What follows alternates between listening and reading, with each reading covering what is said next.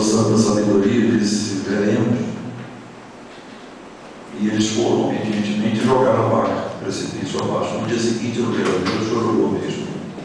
Uma semana depois, estavam os 5 filhos com uma enxada trabalhando e cultivando produtos de ciclo curto: abóbora, melancia, chuchu, melão. E 3 meses depois estavam vendendo na feira da cidade mais próxima. 6 meses depois estavam vendendo em 4 outras cidades. Um ano depois tinham 10 vacas, um pequeno laticínio que transformavam no leite para agregar valor ao trabalho deles e dos outros que moravam nos arredores, e prosperaram. Ou seja, nem sempre uma catástrofe é em detrimento da comunidade ou da sua sustentabilidade econômica, financeira e ambiental.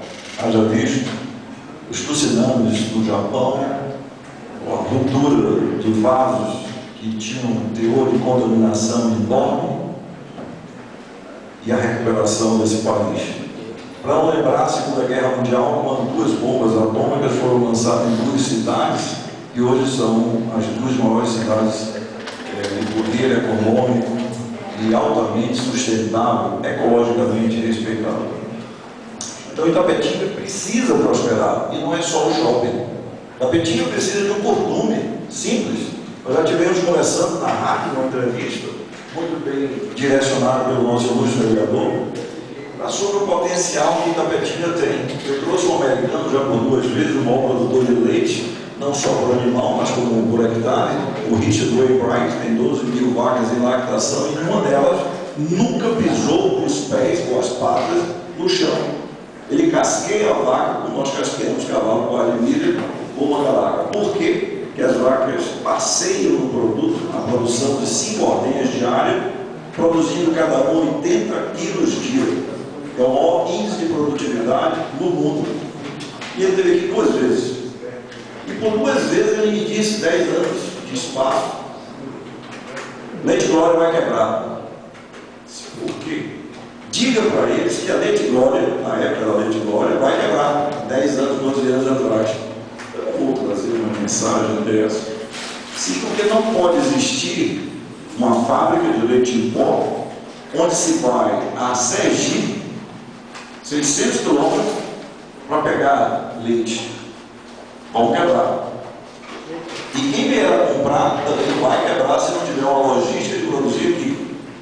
Voltou-se no sindicato e disse: a maioria desses pecuaristas que aqui se encontram, usou uma expressão meio chula em inglês, eu providenciei não traduzir, eles vivem da exploração, do acúmulo de riquezas já conseguidas, e preferem a engorda do que a produção de leite, que é muitas vezes mais lucrativa. Quem fez uma conta muito simples: uma vaca de 10 litros, ou 80, como é que andar para R$1? R$8 por dia. 10 litros é R$1, desculpe. R$10 por dia, vezes 30, 300, vezes 10 vezes 3 mil. Um bezerro na plantação com 7 arrobas, 8 arrobas, a R$100, 700, 800 reais. Só de leite. Se produz R$3.000 com 10 litros de leite, ou 10 quilos de leite por dia. O valor agregado, transformando leite em queijos, com valor agregado não apenas um queijo simples como o mussarela, é produzido o Gruyère, o Colônia, o Parmesan, que vai a R$45, R$50, a industrialização de Itapetinga passaria, e não passaria, seria um salto para a prosperidade no dia do valor agregado pelos impostos arrecadados e pela geração de emprego.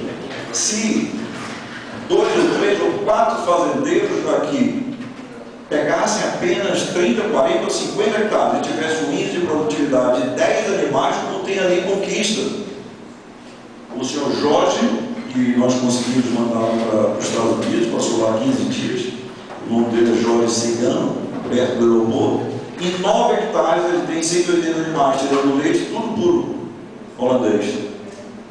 45 quilos, ele não fala em litro, porque o litro concebe a dimensão do litro, mas com teor de espuma.